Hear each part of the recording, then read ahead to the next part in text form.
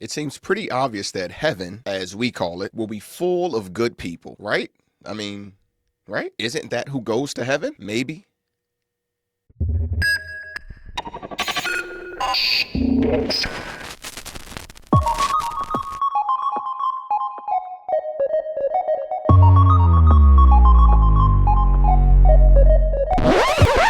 Well, actually, no.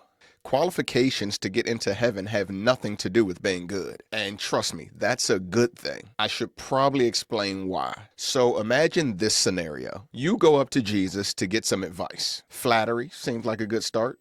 Hey, good master, you say. Fine greeting. Things are going well. He says, why are you calling me good? Nobody's good except for one, the Father.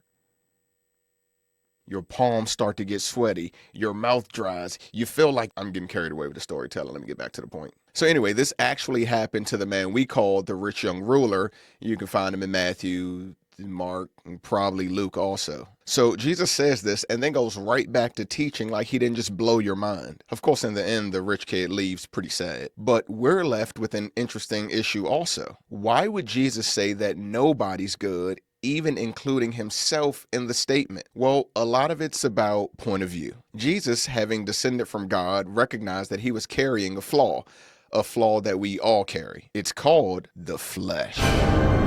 Jesus realized that as long as he was in human form, he was subject to flaw. Hence, just being a human disqualifies you from being good, from one perspective at least. Jesus's point is that God is something that we would call perfect. However, God just considers that good. That's just a simple language issue. We have so many varying definitions of words, I'm surprised English is even considered a viable language. I mean, come on, this is a pretty bad hat. Or, that's a pretty bad hat. Gotta love language. Jesus's point is that every creature is prone to flaw, except for God, who's not a creature at all. Remember, Jesus's flesh would die, even if just for a moment. Therefore, he's thinking, how can you call me good when I'm destined to die? But to the point, if Jesus said not to refer to him as good, but to save that for the Father, then one can easily conclude that heaven is not attained by those who would be considered good. So then, who is there? The reconciled, the forgiven, the saved, those whose sins have been overlooked by allowing Jesus to stand in their place and take their guilt onto himself. Becoming a part of God's kingdom has nothing to do with being good. Just think about it. For as much good as you do just as much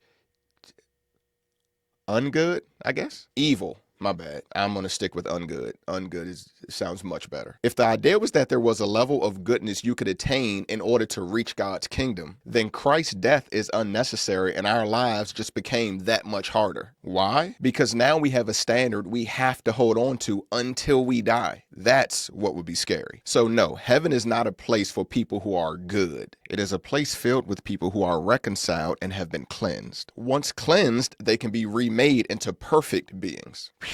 That was a close one. And you're welcome. Oh, wait. This doesn't mean goodness isn't our goal and we shouldn't have a file full of good works. Thought you were getting off the hook. Salvation is not works-based, but there will be a judgment for things done in the flesh, and it will determine whether we stand to gain or lose rewards in God's kingdom. So you want to strive to gain as many rewards as possible while in this flawed flesh. Okay, I think that's it. Now you can go.